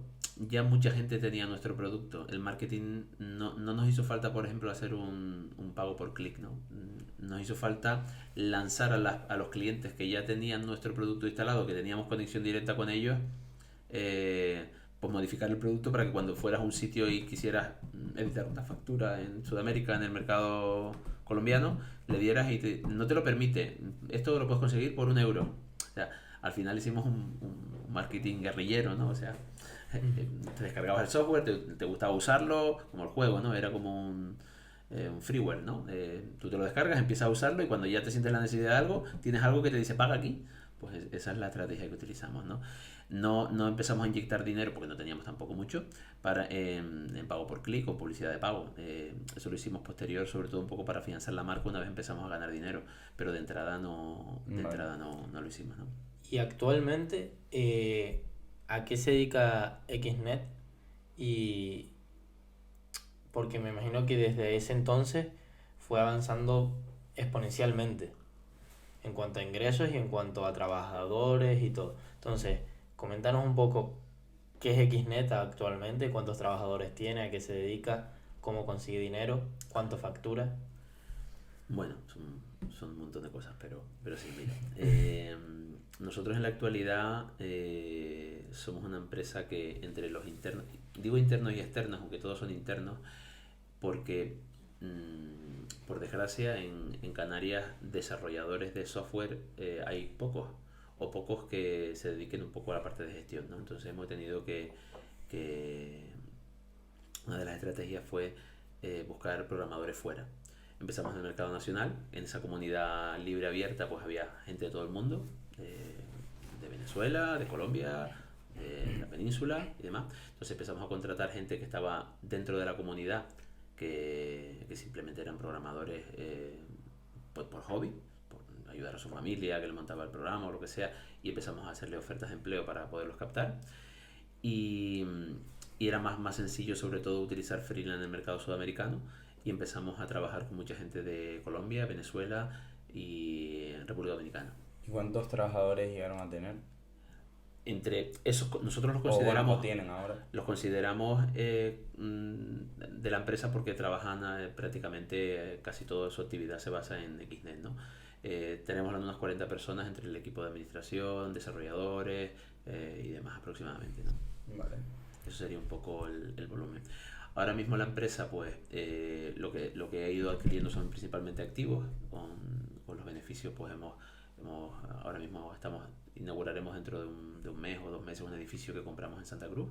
Compramos un edificio entero y ahí pusimos lo que es la parte de administración, dirección, proyectos y demás, ¿no? Con los primeros beneficios en La Esperanza montamos una oficina, porque era una propiedad que teníamos, la dejamos muy bonita. Después les enseño las fotos de cómo empecé, cuál era mi despacho cuando no tenía nada y bueno, hay hasta colchones tirados en el suelo. En lo que lo transformamos en 1 año y medio o algo así. Lo segundo que compramos fue una casa para alojar a los desarrolladores que trabajaban fuera, que vinieran a Tenerife, porque se quedaban 1 mes, 2 meses con nosotros, después salían, rotaban. Hicimos como una especie de ese concepto de convivencia, ¿no? Y ahí trabajaba el equipo comercial, la dirección y los programadores que se quedaban, ¿no? Entonces compramos un chalet en la zona de Tabaiba, súper grande, súper bonito. Y lo último que ahora que adquirimos fue el edificio, y entonces hemos un poco centralizado todo lo que es todo el equipo, menos los programadores que trabajan fuera y demás, que todos teletrabajan en el edificio ahí, ¿no? Nosotros estamos facturando unos 2 millones de euros en XNet. Hay varias empresas más, pero de la XNet, que es la principal, facturamos aproximadamente unos 2 millones de euros en software de servicios, básicamente. ¿Y qué software tiene? Principalmente tenemos un RP de gestión donde se le implanta esa solución a la empresa, y esa solución, pues, facturación, contabilidad, recursos humanos, control horario, servicios, partes móviles de trabajo. Ahora mismo estamos enfocados mucho en empresas ahora estamos poniendo más el foco ahora mismo por la infraestructura de nuestra empresa. Estamos dejando un poco el cliente un poco más pequeño, no lo vamos a dejar. Tenemos ya un producto un poco más pequeño para ellos. Estamos enfocados en la mediana empresa, gran empresa canaria, que es una mediana empresa. Y principalmente tenemos herramientas de gestión para la distribución alimentaria o la distribución en general, el nuestro propio para el sector servicios, para gente con muchos trabajadores y demás, ¿no? Y después desarrollamos sobre todo un montón de proyectos de innovación, que esa es la parte que yo ya ahora llevo. Yo ya no llevo nada ni de... bueno, tenemos un asesor estratégico que me prohíbe mirar código, así que no puedo ni mirarlo. Me dice que tengo que enfocarme solo en la parte más estratégica y en la parte de innovación y en la parte de ideas. Así que yo ahora solo me dedico a ideas raras, a proyectos innovadores y esa es mi parte del trabajo, ¿no? A pensar, ¿no? Sí, a pensar. Entonces nosotros ahora vamos a presentar un proyecto que lo estoy liderando yo, y ahora te hemos presentado otro, que son altavoces inteligentes. Son altavoces inteligentes para los hoteles, ¿no? Que son los mismos, como el Google Home o el Alexa y demás, pero para dentro de la habitación, y lo que hace es se conecta internamente con el hotel, y tienes un mayordomo virtual en la habitación, ¿no? Tengo hambre. Y entonces pues ya se encarga un poco a través de IA, de saber un poco qué vas a necesitar. Te propone algo y manda la orden a cocina, y de cocina lo manda directamente al PMS del hotel, y entonces cuando te vas ya te factura, o cuando llegas que haces el pre-check-in por el móvil, y cuando llegas ya tiene un aparatito que te detecta la cara, ya te saluda, te sabe quién es y te da la habitación, si tienes que hacer recepción. Un poco esa parte de innovación es la que estoy haciendo yo ahora. Ahí entra la implementación de la inteligencia artificial, ¿no? Sí, ahí tenemos nosotros implementación de IA, sí. Tenemos una parte de la parte de biometría, y ahí utilizamos IA. La IA, sobre todo en el altavoz inteligente, es un poco para lo que te hace, es un poco valora qué tipo de huésped eres, si vas a hacer el altavoz más invasivo, menos invasivo contigo, La experiencia de usuario. la experiencia de usuario. Ahí conectamos con una base de datos súper grande de tipología de huéspedes para un poco evaluar cómo la IA va a interactuar con el huésped, un poco va por ahí, ¿no? Eso el ministerio, eso nos lo concedió Segitur, es un proyecto de 1,2 millones de euros que terminaremos de desarrollar ahora este año, ¿no? Y en paralelo ahora vamos a desarrollar otro, ya lo estamos desarrollando, que son compostadoras industriales para hacer compost en los hoteles, ¿no? ¿Para hacer? Compost, desecho, que es abono, para ok. transformar todo ese desecho que tiene el, el hotel de comida, que es muchísimo. Va a una compostadora, en 24 horas lo reduce al 90%. Hemos conseguido, a través de una parte industrial, conseguir reducir el volumen de alimentos en un 90%, lo hacemos pequeño. Y aparte de eso, pues conseguimos compost en 24 horas, que es lo más interesante. A mí se me quedó en la cabeza porque soy una persona un poco de números y me imagino que todo este proceso desde 2002 que te hiciste autónomo hasta después de Olimpia, de Olimpo, perdón, después de Olimpo, eh, que empezaste, pues los márgenes, facturabais mucho relativamente, pero los márgenes eran muy pequeños. No, desde que pasamos el proceso de aceleración, No, no, facturamos... no, digo previamente. Sí, sí. Los márgenes eran muy pequeños y por eso No, daban no, pie no, al no solo eran pequeños, sino que eran a veces deficitarios. O sea, no había margen, no existía el margen. Contabas con un sistema de liquidez, ibas pidiendo dinero, con eso ibas escapando y vas tapando un agujero, a veces conseguías algo de dinero y tapabas el otro, y un poco era por ahí, ¿no? Por eso me refiero a eso, que antes realmente no teníais margen prácticamente, a actualmente vuestro trabajo, ¿cuánto margen puede tener aproximadamente? Te puedo dar, bueno, las cuentas de resultados de las empresas son públicas, ¿no? Nosotros, por ejemplo, en el 2022 generamos unos 540.000 euros de beneficio. Y el 2023 la cuenta de resultados que se presenta ahora, pues no sé si está en 400.000 euros aproximadamente de beneficio, ¿no? Entonces, eh, el beneficio es relativamente alto. Ahora estamos en un proceso de cambio continuo porque hemos sido una empresa muy pivotante. Eso es una cosa que aprendimos y no aprendimos, ¿no? Porque eh, los modelos en los procesos de aceleración, que esto me parece súper interesante, siempre te dicen mínimo producto viable, pequeño núcleo, haz prueba y test sobre los más cercanos, empieza a expandir lo más que puedas de local a interinsular, nacional, internacional. Nosotros hicimos al revés, no hicimos caso a ninguno, porque nosotros, en vez de vender nuestro producto aquí, empezamos a venderlo en Colombia, Venezuela, Paraguay, Uruguay, de fuera. Y mientras iba pasando el tiempo, hicimos lo contrario. El mercado sudamericano empezamos que no nos iba siendo rentable y lo llevamos a España. Entonces, nosotros de ir a un gran mercado pasamos a un mercado más pequeño. Eso es bastante contradictorio con los sistemas de aprendizaje normalmente, porque normalmente estoy aquí, empiezo por poco, empiezo a expandir hacia afuera. Yo hice todo lo contrario.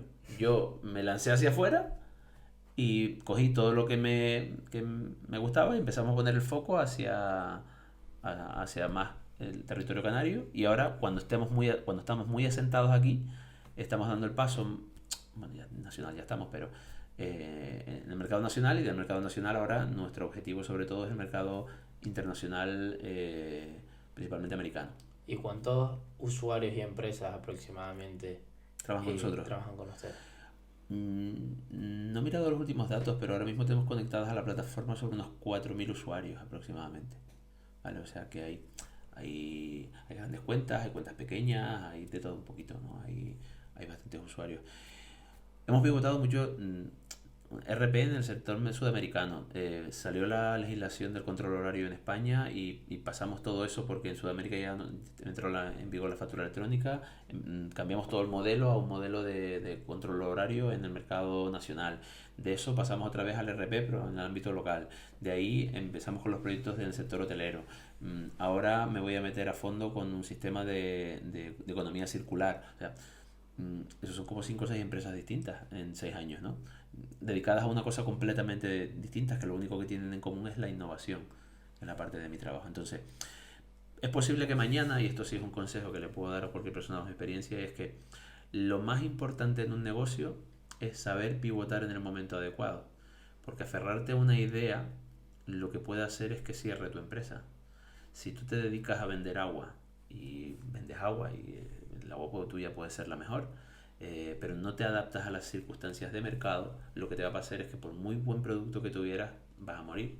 Entonces, la capacidad de adaptación que tiene que tener una empresa, una startup o alguien que empieza en el negocio es principalmente que tiene que tener una mentalidad lo suficientemente abierta como para poder cambiar un producto aunque no le guste cambiarlo, porque tiene que adaptarse al modelo de negocio. Ahora está de moda la economía circular. Xnet va a estar en economía circular. Mañana la economía circular no... Te lo digo, por ejemplo, el control horario pasó un momento en el que se puso de moda la biometría. Todo el mundo desarrolló biometría para que, con la huella, ¿no? La huella, fichar con la huella, fichar con la huella. Pues la Comunidad Económica Europea lanzó que no se tiene que poder guardar los datos biométricos de las personas. Y todo ese desarrollo murió. Y lo que, pues tendrás que decir, oye, se acabó la huella. Ahora lo que hago es firmo en digital. ¿Vale? Hay que tener capacidad de adaptación. O sea, dirías que Xnet es una empresa de innovación. Básicamente, sí. Más que una empresa de desarrollo de software, es una empresa de innovación tecnológica. ¿Sí? Y actualmente en Xnet la sociedad siguen siendo 2 socios, ¿no? No. Y también tengo otra pregunta que a lo mejor va relacionada, y es si en Olimpo, en la aceleradora, se diluyeron. No. Cuando empezamos, aunque al principio nosotros éramos 2 autónomos, y cuando montamos la sociedad la monté unipersonal, porque mi compañero dijo que él principalmente lo que le gusta es la parte más de trabajo, la parte de gestión y todo esto. Él preferiría trabajar desde el punto de vista más trabajo, y la parte de innovación no la llevaba, o sea, la parte de emprendimiento no le gustaba tanto, ¿no? Prefería un poco la parte más de asalariado, más de funcionario, ¿no? Y a mí me gustaba un poco más el riesgo, ¿no? Entonces, pues yo empecé los préstamos los pedía yo a mi nombre y demás, y la sociedad la monté yo. Entonces, tanto Xnet como el resto de sociedades, yo tengo el 100% de las participaciones, ¿no?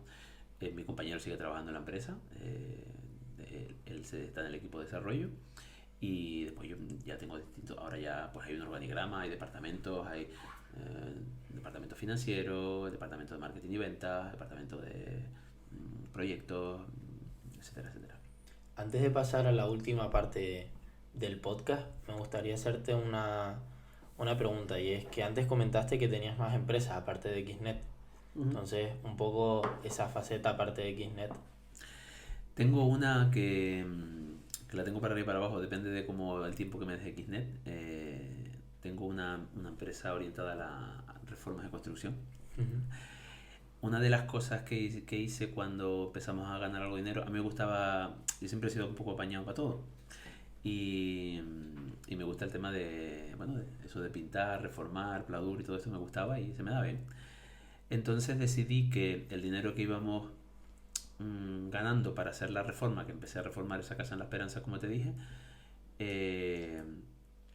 pues dice, oye, pues, ¿y si contrato yo gente en vez de trabajar una empresa que me va a multiplicar por 4 o por 5 porque yo sé de esto y le puedo dedicar tiempo y al final me gusta? Pues monté una sociedad de reformas que la utilicé para nuestros propios activos. Ahora el edificio, me imagino que el también. edificio, por ejemplo, pues lo estamos reformando nosotros, el chalet de Tabay va igual, la casa de arriba igual, o sea, todo eso es propio, ¿no? Entonces, una vez montado eso, pues lo que he intentado, si el tiempo me deja, lo que pasa es que hay un problema en el sector muy grande de profesionalización, no es fácil encontrar trabajadores del sector aquí, pues era conseguir algún cliente y darle algún servicio, aunque era un poco una vertiente completamente diferente a Xnet, ¿no? De hecho se llama Xnet Constructa, y intenté fracasadamente llevarlo al sector inmobiliario para la venta de activos, pero al final estábamos perdiendo demasiado tiempo y estaba perdiendo demasiado el foco. Entonces lo mantengo, pero a lo mejor ahora no es el momento, ¿no? Después tenemos una empresa, yo siempre digo tenemos porque en el fondo yo hablo siempre de equipo, aunque sea mío, al final Xnet o los que formamos parte de Xnet somos un equipo, entonces siempre hablo en plural, pero aunque no lo sea. Tenemos una empresa en zona SEC, decidimos un poco montar una parte de investigación en la parte de la zona SEC, pero también lo paralizamos un poco porque en Canarias hay muchísimas deducciones fiscales por I+D+I, etcétera, etcétera, y al final no es tan rentable tener una empresa zona SEC dedicada a la tecnología porque ya hay un montón de deducción fiscal en nuestra propia empresa. Entonces no hace falta un poco... eso está muy bien para la gente que viene de fuera, que quiere implantarse en Canarias, que tiene unos impuestos pues, más reducidos y demás. En el caso de las tecnológicas, tenemos unas deducciones fiscales bastante grandes como para tener que estar pensando en ese tipo de empresas, ¿no?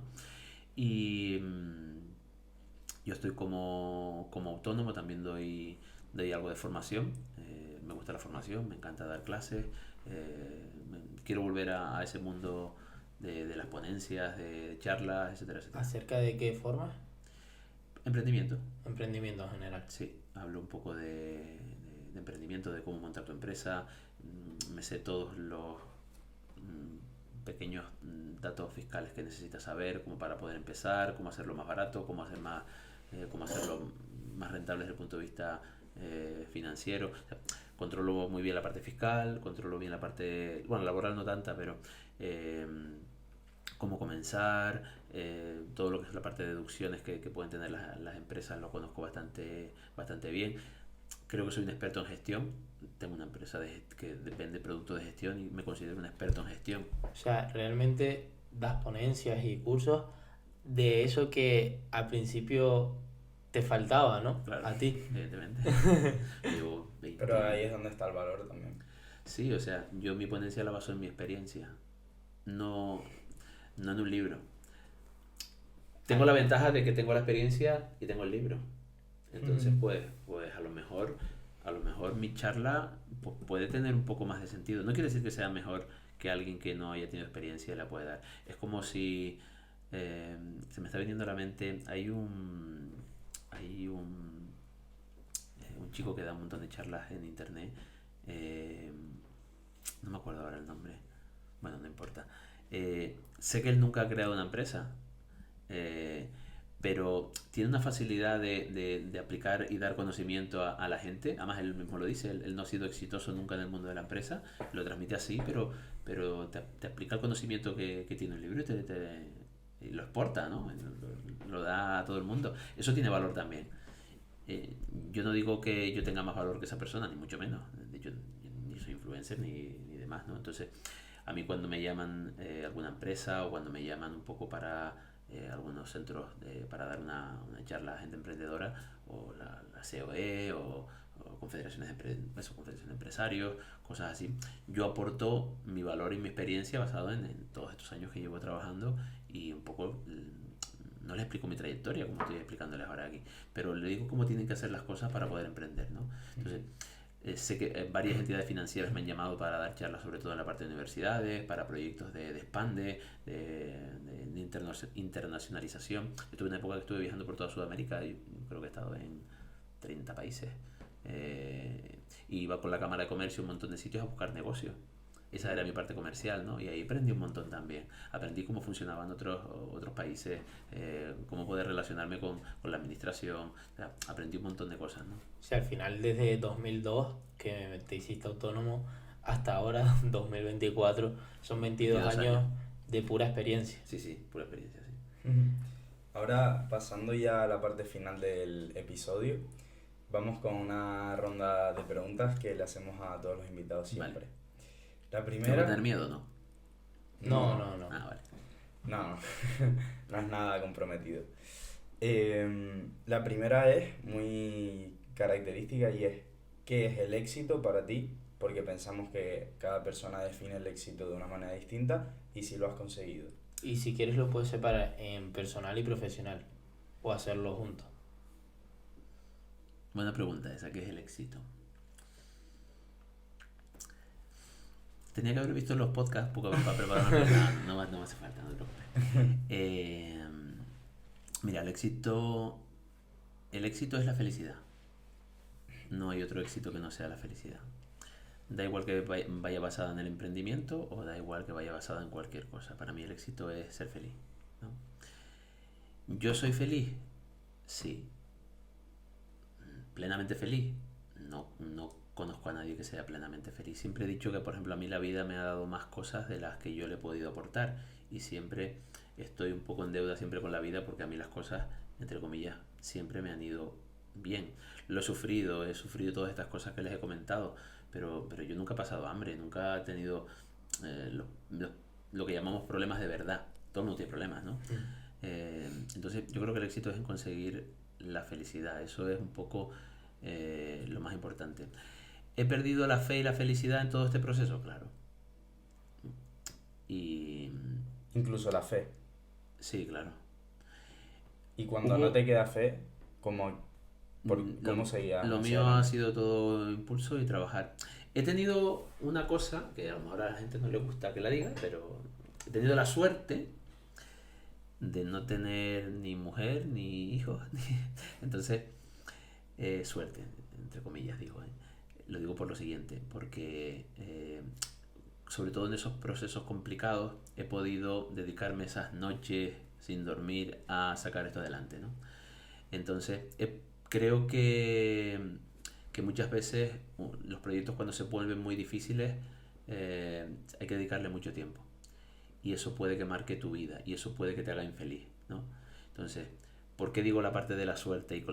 Porque no he tenido que hacer infeliz a nadie en este proceso para intentar ser feliz yo, ¿no? Ujú. Entonces, por eso hablo y quiero matizarlo, no sea que se vaya a cortar en la parte de que es malo lo de mujer e hijos, ¿no?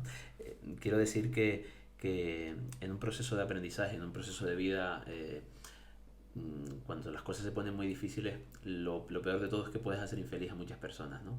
Entonces, yo no he tenido a nadie a quien hacer infeliz, entonces eso ayuda mucho, ¿no? Ayuda mucho. Y ese precio a pagar, bueno, porque no sé si tú lo consideras así, que el hecho de, en ese caso, pues a lo mejor no tener hijos o no tener mujer, ¿no? En ese proceso hasta llegar hasta donde estás ahora. No digo que no se tenga que tener, ¿eh? No, no, pero, o sea, tú lo consideras un precio a pagar por el éxito que has tenido empresarialmente. No. Yo te he explicado una situación de vida que he tenido la suerte de que lo he hecho tan mal que gracias a hacerlo tan mal he aprendido mucho y al hacerlo tan mal y aprender mucho he tenido la suerte de no llevarme a nadie por medio. Vale, vale. Solo te he dado ese concepto, ¿vale? O sea, no digo que sea incompatible ni con el bienestar social, ni con la vida, ni con el entorno familiar. No. Hay gente muy exitosa que disfruta del 100% de su vida. O sea, no tiene nada que ver. El concepto de cuando me preguntaste qué es el éxito es ser feliz. ¿Siempre vas a ser feliz? No. Hay veces que lo vas a pasar mal. Lo que pasa es que tienes que proyectar la felicidad. La felicidad no se puede medir en el hoy, ni se puede medir en el ayer. La felicidad yo creo que se mide cuando tú llegas a los 82 años y haces una visión de tu vida y dices, ¿fui o no fui feliz? Porque hoy que estás aquí a lo mejor estás súper bien y mañana estás súper mal. Y mañana si te hago la pregunta tú me dirás, yo hoy no soy feliz, por tanto no eres exitoso, ¿no? Pero a lo mejor pasado pues te pasan cosas súper sorprendentes. Hay que verlo con eh, retrospectiva, ¿no? Sí, básicamente, sí. Es lo que te decía de cuando cuando empecé a hablar en el podcast, o en la conversación que hemos tenido hoy, Ujú. les estaba hablando del tiempo, ¿no? Entonces, uno de los factores más importantes es el tiempo, ¿no? Era esa frase que les decía de Cervantes, ¿no? Como no estás experimentado en las cosas del mundo, todas las cosas que tienen cierta dificultad te parecen imposibles, ¿no? Se confía en el tiempo porque te dará dulces salidas a amargas dificultades, ¿no? Eso es un poco Ujú. lo que le dijo Don Quijote a Sancho. Hablando de Cervantes, pasamos con la segunda pregunta del final de los podcasts y es ¿qué libro o libros recomendarías tanto a nosotros como a los oyentes? Esa es una pregunta complicada. ¿Libros o libros? Leo poco. Me nutro mucho a día de hoy me nutro mucho de la IA porque me encanta saber cosas. De hecho tengo un pequeño grupo de varias personas y cada vez son más y más y más y ya no doy abasto. Que yo me monté bueno, les voy a contar un medio secretillo que tengo. Un día escuché no voy a decir el nombre, no le quedo de publicidad, escuché un podcast de un terraplanista, pero porque yo soy completamente científico, de ingeniería, o sea, no Ya, hay que recalcar, mira, yo creo que la Tierra es redonda, ¿sabes? Entonces, pero bueno, como cualquier cosa conflictiva, Efectos colaterales. lo miras, ¿no? Y me gustó mucho.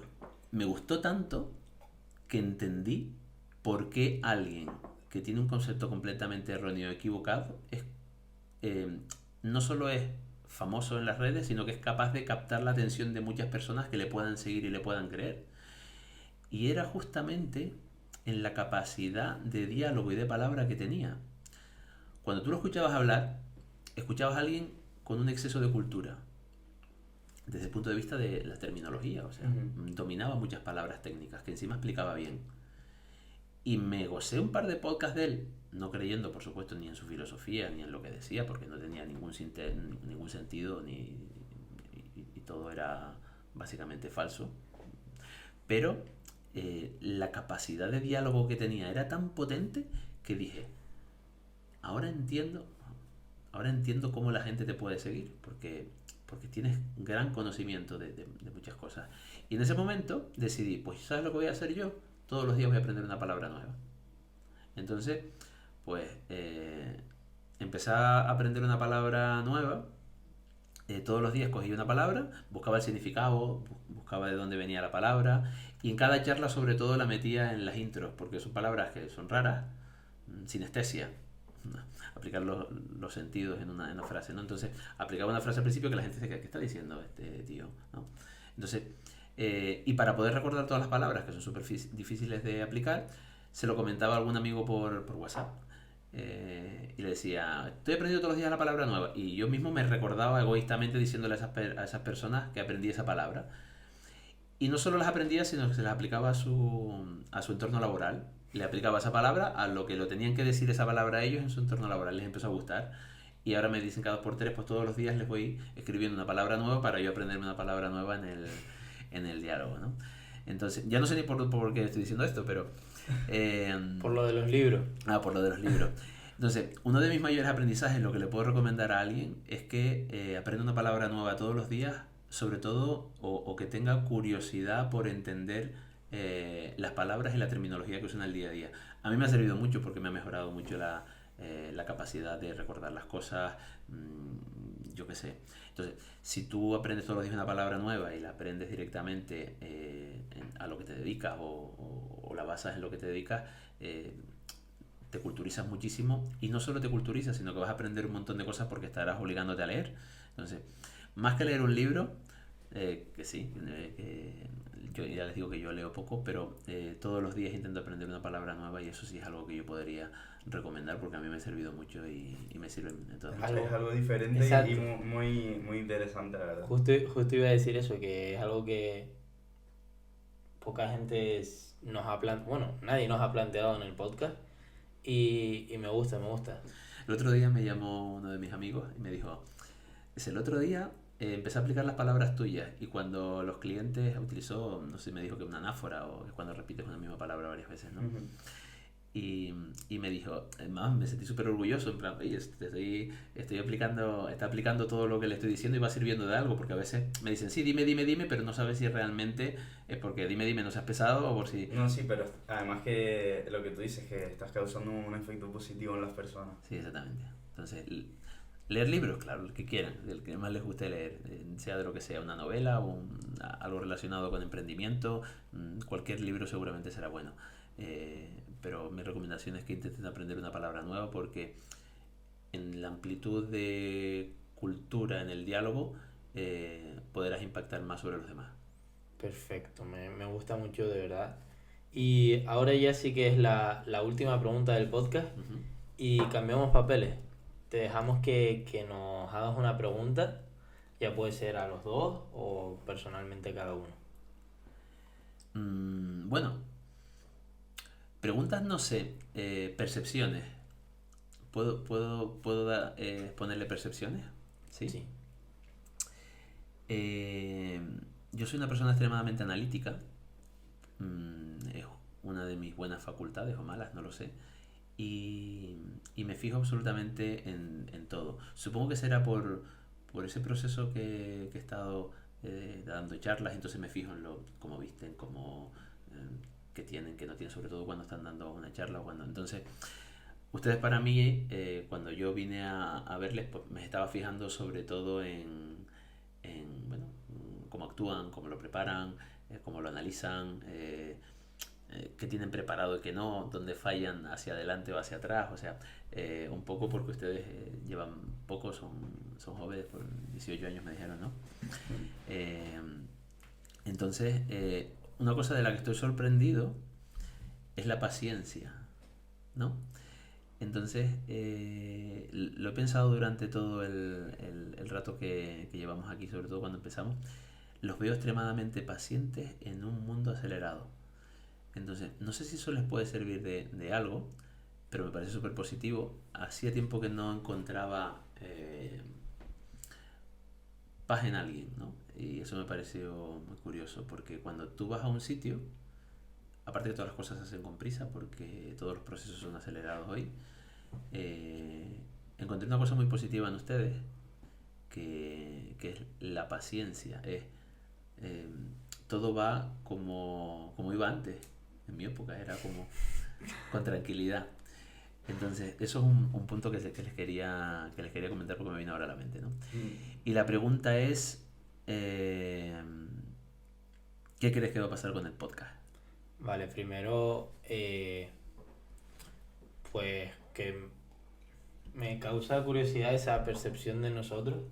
Me gustaría comentar una cosa también ahora de eso. Y la analizaré más profundamente. Pero... No he dicho nada malo, ¿eh? No, pero por tema curiosidad, antes de empezar el podcast, te comenté que somos dos personas muy curiosas y personalmente yo con esto lo voy a pensar y por simple curiosidad. Vale, y respecto al podcast, ¿qué va a pasar con el podcast? ¿Cómo ves el podcast? ¿Cómo lo ves de aquí a 5 años? Vale. ¿Qué crees que va a pasar? Creo que de aquí a 5 años es mucho tiempo. Muy buena respuesta. No, pero además te lo digo totalmente sincero. Creo que es mucho tiempo porque nosotros al final llevamos desde enero. Ya hubiésemos acabado la carrera y todo. Es que llevamos desde enero, cuando aún no éramos mayores de edad ni siquiera, hasta ahora que estamos grabándolo en junio. O sea, llevamos menos de medio año. Entonces creo que proyectar a 5 años es muy difícil, sobre todo también por nuestros planes o no planes de vida. Y a 5 años no sabría decirte, pero a final de este año, en estos próximos 6 meses, lo que llevamos, pues el doble. En estos próximos 6 meses nos gustaría llegar a ser partners de YouTube, empezar a monetizar el podcast y vamos a empezar ahora la segunda temporada en la que vamos a empezar a publicar un podcast semanal, ya lo sabéis chicos, y pues ir creciendo y mejorando cada vez. También cuando llegaste te comentamos que es el primer episodio que grabamos con 3 focos, que poco a poco lo vamos mejorando, pues seguir mejorándolo y progresando. Vale. No sé si te he respondido Sí, a la pregunta. De sobra. De hecho, mi pregunta está como mal formulada, ¿no? Porque hacerte un planteamiento, yo que vengo de la tecnología, a 5 años, es como sin sentido, pero la respuesta es muy buena. Concuerdo en la mayoría de cosas que dijiste. Y primero, acerca de la percepción y el concepto de tranquilidad, ¿no? que nos dijiste antes. Mira, sí es verdad que yo creo que algo importante que tenemos que tener en cuenta nosotros siempre es que nosotros traemos aquí a personas que nos van a enseñar. Y ocurre algo que tenemos que evitar. Y es que esas personas sientan que nosotros les sacamos la energía. En plan, que una pregunta tras otra, y quiero saber más y más. ¿Sabes? Yo creo que eso es algo que tenemos bastante en cuenta e intentamos que no suceda, porque para la otra persona llega un punto que es incómodo o que incluso se va de aquí mal. o sea, no nos ha pasado nunca. O sea, ¿tú parece que No, alguien no, no, salió no. con una mala experiencia? No nos ha pasado nunca. O por lo Pero- menos no nos lo han hecho saber, pero no creemos Mm. que haya pasado. Pero es que no sé dónde lo escuché a alguien que sí está en una posición mucho mayor y que le pasaba, ¿no? Y pues contigo un poco lo mismo, o sea, nosotros hemos llegado ahora al estudio después de recogerte, que aparcaste por allí, y todo ha sido muy, no sé, no hay prisa, no hace falta que sea, siéntate, grabamos y ya está ahí fuera, ¿no? Sino también... Conocemos un poco. Exacto. Y- Bueno, eso está muy bien. Es verdad que es difícil en el mundo en el que vivimos porque todos tenemos prisa por todo, ¿no? Pero me sorprendió, no, gratamente. Yo al final dije que venía.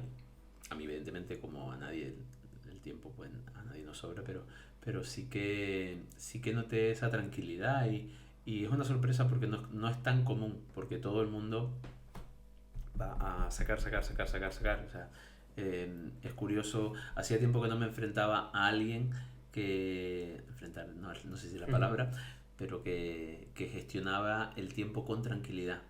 ¿Sabes? Mira, te voy a también comentar otras dos cosas. Realmente mi visión del podcast, ¿vale? A la pregunta, es la de Alberto porque al final es algo que hablamos nosotros, o sea, lo hablamos. Y yo plenamente, todavía nos quedan confirmar algunas cositas, están en el aire, pero yo confío en este año y confío en el podcast en diciembre. Estaremos viendo este frame y yo por lo menos tengo fe y tengo mi confianza en ello.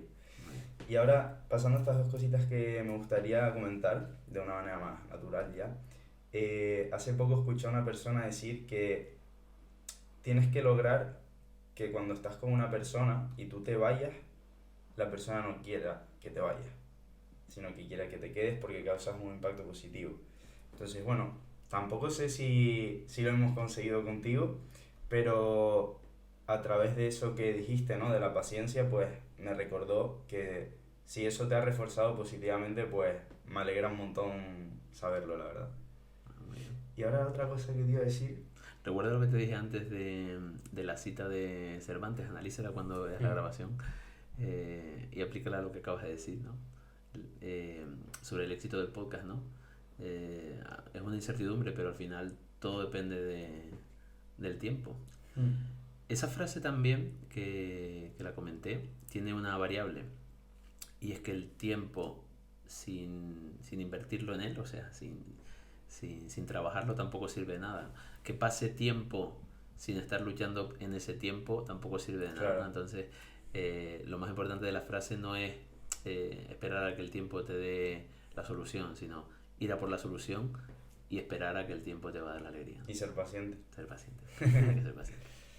Pues bueno, ¿tienes alguna pregunta más o algo que comentar? Lo dejamos por aquí y bueno, chicos, suscríbanse, que aprovechamos a decir ahora que la mayoría que nos veis no estáis suscritos. Entonces, Pondré encima, si me acuerdo, voy a poner el gráfico de suscritos y no suscritos, para que vean. Yo entonces, prometo compartirlo. Vale. muchas gracias. Entonces, chicos, suscríbanse en el canal y bueno, un saludo. Nos vemos dentro de 2 semanas. Chao.